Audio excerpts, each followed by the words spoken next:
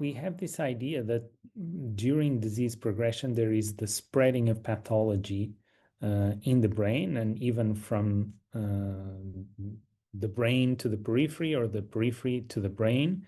And we don't know exactly how the protein spreads and if there is actual spreading or just some pathological alteration in the cells that causes the protein to aggregate.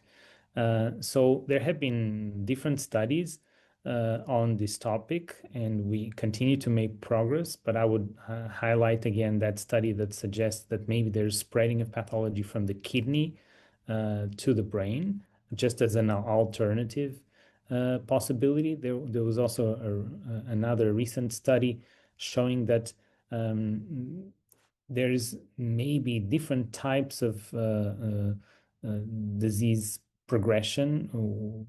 One was called brain first, the other gut first, and now there seems to be different possibilities for spreading from sympathetic neurons that innervate the heart or the periphery to the brain, and also from parasympathetic neurons to the brain. So there's constantly new studies coming up and suggesting that we still need to understand more, and then also in detail we need to understand how the alpha-synuclein protein goes from one cell to the next to induce a pathological alteration. So this is something we still don't know in detail.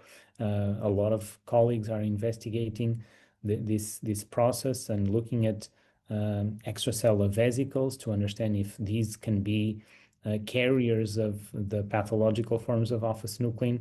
Other colleagues are investigating these very tiny tubes that connect cells called tunneling nanotubes, and they seem to be also one possible route for the passage of alpha-synuclein from one cell to the next.